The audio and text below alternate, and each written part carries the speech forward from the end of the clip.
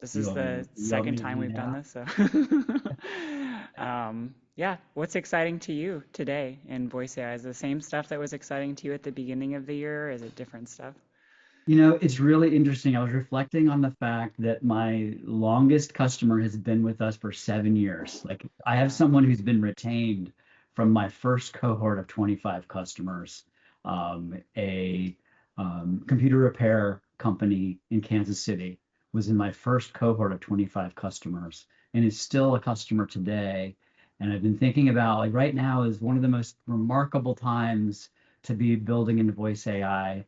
When I started 7 years ago, there were just a handful of companies, you know, um, kind of puttering around. Most of them were in the high-end enterprise. There was nothing. The spectrum and capability that is here today is just remarkable and it's wonderful.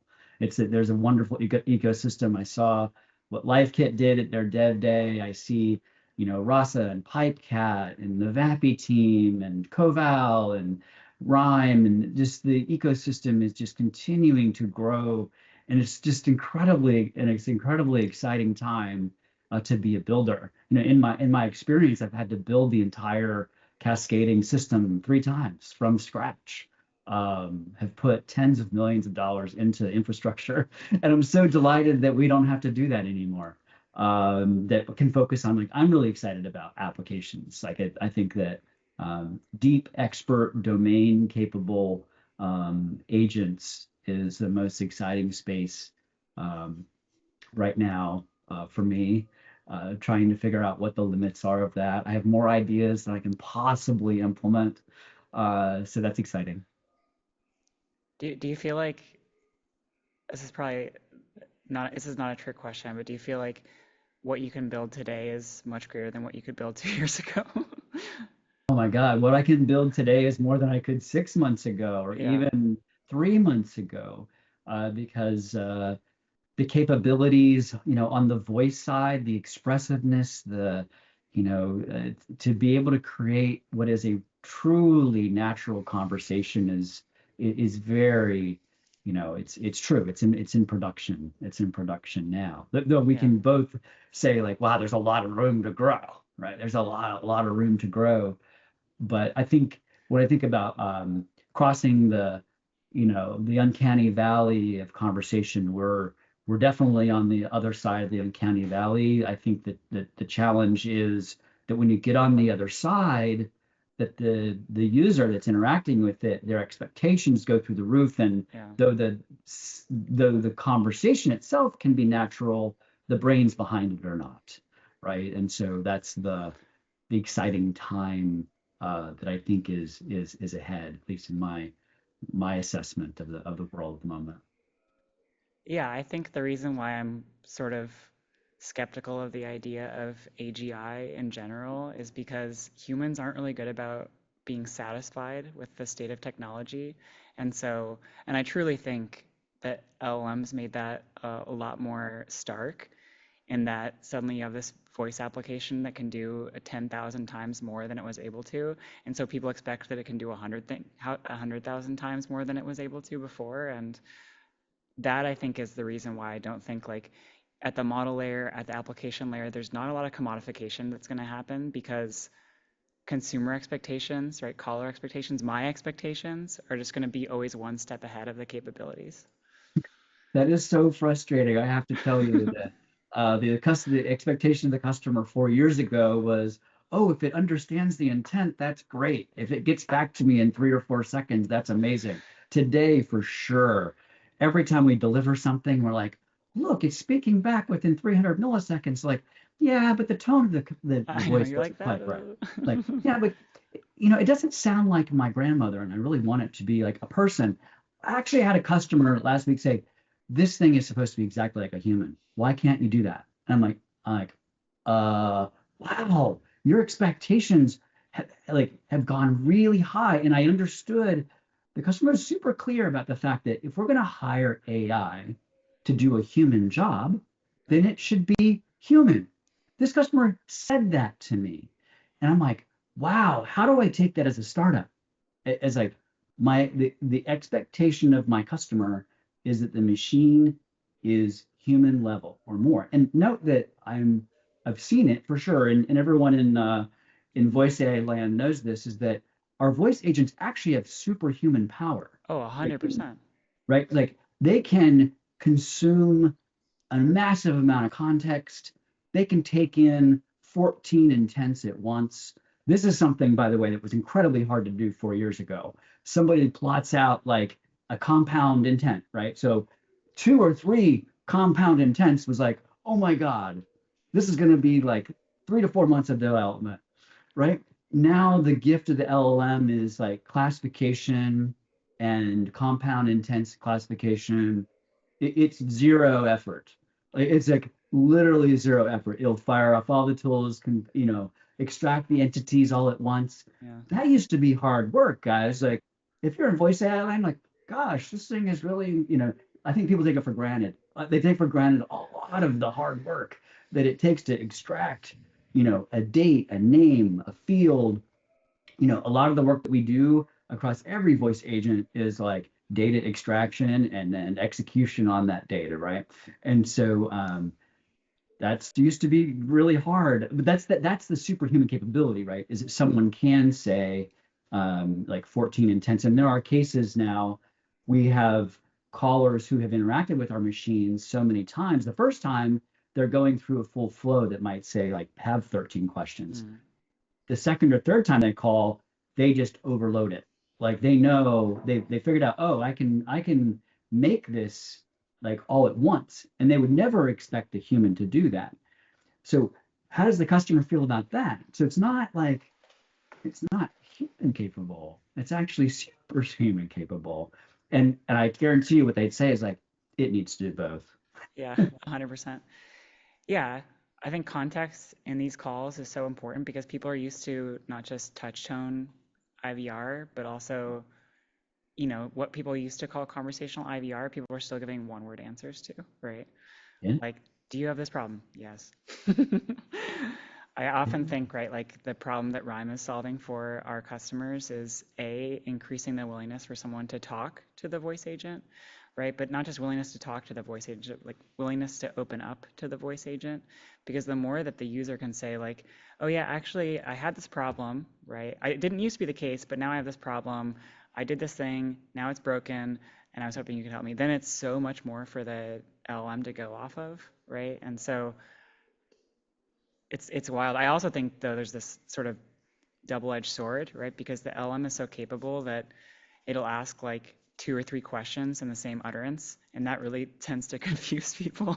Yeah, it's annoying. It's like, oh well, so that thing broke. Can you tell me exactly what's wrong? And by the way, when was the last time that it was working? And also this, and you're like, whoa. But it's also like the promise is that this application doesn't feel like filling out a form, right? And so filling out a form, you're like checking boxes. Um, so I don't know. I think the user experience of these applications is now something that I think people are thinking about for the first time on a prompt level, right? Like on a greeting level. I don't think people have really explored the conversational design under this new paradigm, but you've also probably had experience of writing out, right, like YAML files with like every possible thing that could be said, and so you're able to really craft it. I don't know how that's changed for you in the new era.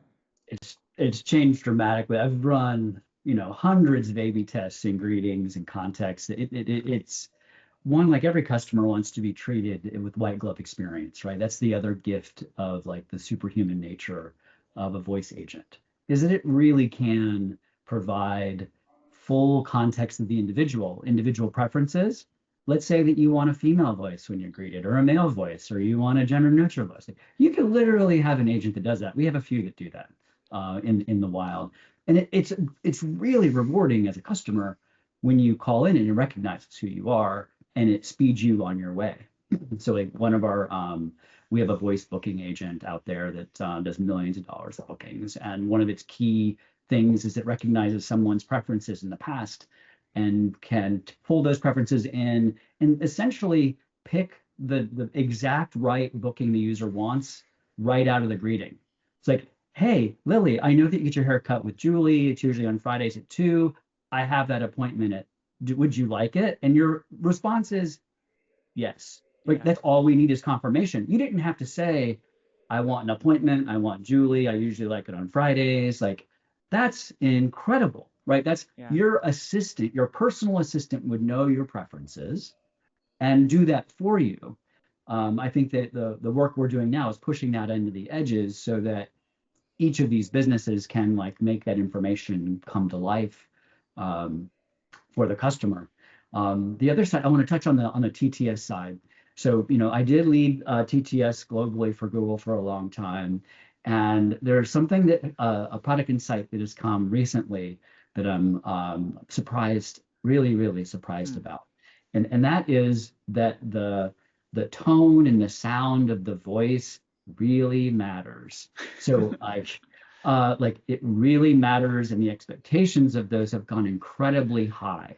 We've actually lost a couple of customers in recent like months because the voice provider we had been using was not providing the right kind of tone. And I had virtually ignored it and thought, I don't have any data that shows that voice A versus voice B actually makes a difference. Because right now we're just trying, I have high engagement rate. I've got 97% interaction rate with our customers because we're using conversational design out of the gate to drive that. I don't think I need an extra percentage point by changing the voice. But when I go back, I told you that I've been doing this for 7 years, right? And I think back to this first interview, so this first customers, the first thesis. So we launched Google Call Joy. That was my project. It was a sister to Duplex in Google. We started out trying to automate 10 plumbers. That was our thesis. We're going to use voice agents to help plumbers with bookings. And rapidly we learned that those plumbers had friends who were, or they had family that were electricians and hair barber, like, barbers and all kinds of trades. And they're like, man, the phone system is broken. We need, can you do anything? And that's more like, wow, there's an opportunity for a utility, to build a voice agent for everyone on Google Maps, which is what CallJoy was. But here's the interesting thing, how it comes back to voice, is it was something that came in the interviews that I totally ignored. And some of it was because of technical capacity, is that very early, these businesses, these are SMBs, by the way, they said this, I want the agent to sound like me. I want the agent to sound like me. And I was like, huh, do you really want the agent to sound like you? Like, that seems a little strange, honestly. And what they meant, they didn't mean they wanted to clone their Right. voice. Right. What they meant was they wanted to represent their business, their ethnicity, the way they talk, like sound like me is really deep when you like it's like I want it to be human. I want it to be natural. But I kind of like, so just to give it like people an understanding, like to build a cloned voice at that time was like could be $1 million in like Yes. studio time and like Right. You're gonna get remember like that. the most, right, like professional, high quality talent you can get if you're gonna spend that much money. We're talking about putting a person in a custom studio and getting 100 hours of them speaking every like word in a dictionary that we think they might work on to then train a model. And Google Multiple has like the times, right? With best. like a live coach there being like, that sounds good, but can you do it this way? Can you do it this way? Can you do this intonation? Can you do excited? Can you do it sad? Can you like all of these things? And so because of that friction, we would do custom voices for customers, Google would, but it was like this massive enterprise thing. And you better have like, you should be doing 1 million to 2 million calls a month or something. You're going to afford that. You're going to have like a massive brand, like a Verizon or something like that, that has a marketing voice that they care about. Yeah. Um, so, but today, we fast forward to today, and voice cloning is now, it doesn't take as much data to get something that's decent to it, decent like a proximity to real voice in an uncanny, like scary way sometimes. Um, but we have seen customers like they really the voice itself is the interface. Like I speak to it, it speaks back. The speaking back is the physical representation. Like audio sound is in the physical world, right? It's like a vibration in the physical world that we're hearing in analog. That is the physical representation of our products. All of our products represent themselves as voice. It is the output. And that output, like any product, is gauged by its output. Right. In this case, the the words it's saying is one piece, but how it speaks it, the tone of it, has become critically important in this surface of expectation. And so we've been this is one reason we're partnered with Rime is that Rime has like the cutting edge in this category of latency and expressiveness and um, that's critically important for us for the next wave of applications we're going to build and to meet and exceed our customers' requirements. We must have those things. I'm kicking myself for like taking so long to actually hear them because that like I want it to sound like me, Lily, has been consistent Constant. feedback, but I've ignored it as a product. The irony, I'm a TTS leader and I've been ignoring this key feedback.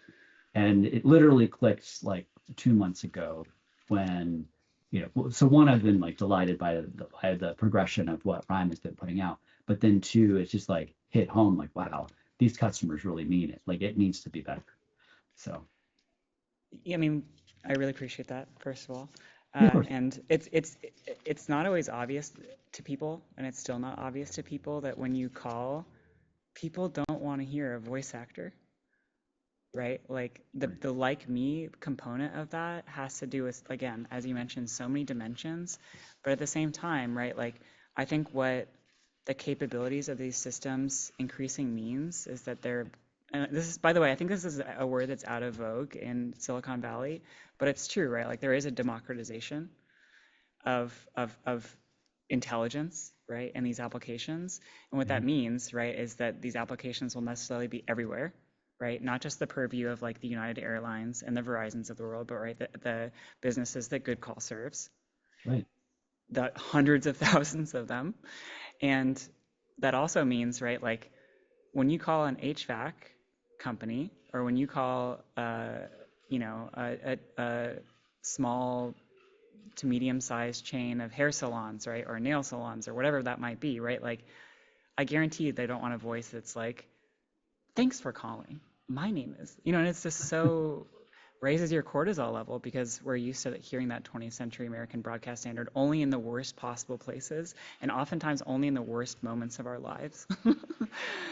And I think, right, like it's one of the reasons why we want to remain so focused on modeling, right? The generation side of modeling and some of the understanding parts that go around that, right? Like on our roadmap is conditioning generation on what the user is saying so that you can respond based on, right, not just what the user is saying, but how they're saying it. Yeah. That's not right, like us saying we're going to enter into speech recognition. That's saying we want to do something completely different that hasn't yet been built. And at the same time, right, like people have this idea that like TTS is the frosting on a cake, and it in many ways is, because if the frosting looked like crap, it could be a really awesome cake, but you're not going to want to eat it. And then the same way too, right? I Like like maybe you frosting. I see, think it's a critical important to a cake. no, I know, but like that's how like the one derogatory way of putting it, right? I see. Um, I love frosting too. That's one of the reasons why I love red velvet cake. Even it's like so funny because this is totally an aside, but red velvet cake's really weird because it's actually chocolate cake. But the fact that it's red and the fact that it has that cream cheese frosting is the only reason why I like it. Um, Yeah, I think it's an exciting time.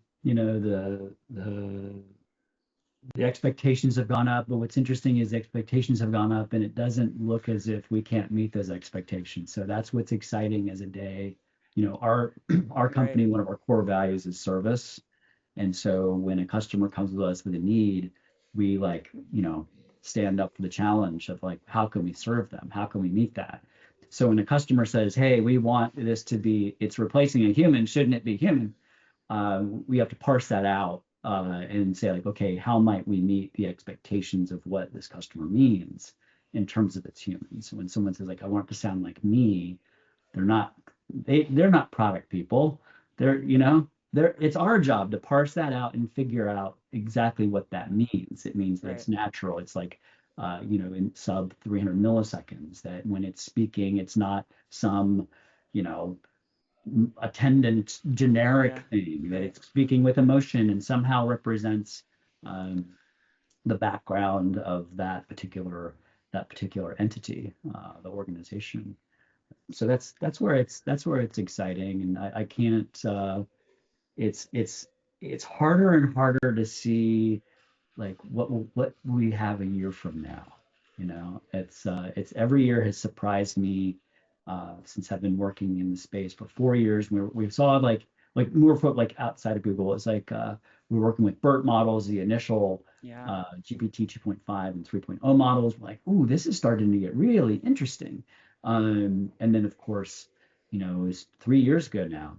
That'd be 3 years ago this week that ChatGPT was True. released, and it was like boom, you could tell, like, wow, something has changed in the way that um, people understand like how chatbots work. That chatbots themselves have gone through like several phases of like boom and bust, like attempts Right. of like huge startup fervor around like chatbots taking over the world.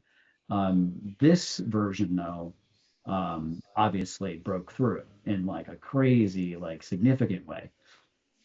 I often I often just reflect on how lucky we've been at Rime, just timing wise, right? Because like Mhm. if we were building a company around speech modeling, even right in 2021, it just wouldn't have been the right time. And what we're writing too is a pretty rapid adoption curve within enterprises. I think people, by the way, like 6 months ago, there was this whole narrative you would see it on LinkedIn, which is like enterprise adoption of LLMs is just non-existent, slower than you would imagine. And it's like, I don't think people are saying that anymore. Right. And so we've been really lucky to be part of that adoption curve within the enterprise. I never would have thought like that we would be building models that when we were just a team of 5 or 6 would be heard by millions and millions of people. It's really crazy.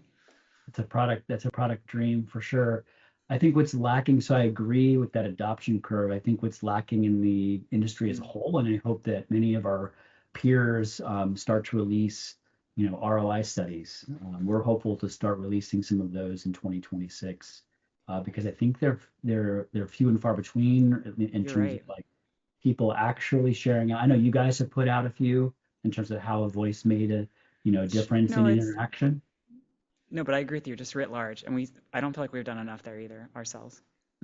It's well, we're working so fast to like serve the customer, but also some of our customers have had a tough time articulating like what their business ROI they're trying to achieve. We had to work. It's an interesting. We've had to work with them and coach them on that because of the nature of like we have to build an AI thing. Like we are the AI project for some fairly large enterprises, Yeah, yeah, and we've had to coach them on, hey, we want this to succeed and sustain. So someone's going to ask, like, hey, what's the return on this thing? Ultimately. And I think that as an industry as a whole, this is like, I think there is some like AI, but then also voice agents, like how voice agents are providing ROI in the world, because it can't be like a 10% increase like return, it needs to be a multiple of like 3 to 5x in my mind. Those are the kinds of projects that we're working on that are like, whoa, it's significant. Like you can't even like even think about it saying no, because it's like yeah. of course like that's what the data is, but I think it's still early in that way. I am still confident that we are in the early days, very early adopters. Those of people who know Jeffrey Moore's crossing the chasm framework, Yes. we are in the early adopter phase still, because you can't if we were later phases, they would just be more prevalent everywhere, and they're just not. It's still early projects are failing, some are succeeding. Like we see them in competitions with other companies, and we're like, whoa, we are far ahead of that company. They're way more resourced than we are. Uh, but we're all just kind of like in the same boat. And I'm so excited about all the companies and the competitions driving us as a whole, as a society, as a community. I would say as Oh a yeah, community of companies. It's fantastic. me too. I'm super excited and excited to be in community with you. Yes. Awesome. Are we at time? I think we're at time. Are we at time? We're Whoa, we're just at that went time. that went This is fast. great. Well, yeah, really excited. Awesome talking with you, and Karina, draft materials up, and we'll send both of you to review and sign off. Sounds great, guys. Have a good weekend and a good holiday. Awesome. You Looking, too. You I'm too. gonna be like tinkering with Rhyme and A100s for part of my holiday. So Try it out with I Arcana. my H100's not fast, not good enough for you guys. It's kind of I gotta wild. go to It's actually A100. slower. H100 seems slower for mist than the A10G, which is really surprising. Yeah, there's a number of like compile flags and things that have to take advantage of that I know all the architecture. Blackwell stuff. Yeah. Hmm. We have a customer that's running it on Blackwell, but I guess the really annoying part here is that this is totally as an aside, but like Mist seems to be very CPU intensive in a way that Arcana isn't. And so we have a customer that they built their own servers, really wild. This company on the East Coast, I don't even know what they're doing to be honest, but they built their own, like they went to Micro Center and built their own servers with, I think it was like 5600, so not a fancy GPU, but they put these consumer grade CPUs in it, and I think I told you this, they're running Mist at like 60 milliseconds.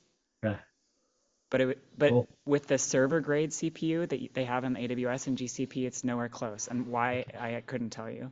Interesting. Okay. That's good to know. I think the Mist model is fantastic. And Awesome. if we could use it to get low latency, then that's it. That's the winner right there. So, I'm looking to get 250 milliseconds as my Let budget me right now. Like I'm working on that. Can I send you the configuration for that server that they set up? Just Please do. you might. Okay, sounds good. Awesome. I'll Well, geek thanks. out on that. All Awesome. the big. All right. Thanks so Thanks, much, guys. boss. Yep. Have a See great ya. one. Bye. Bye.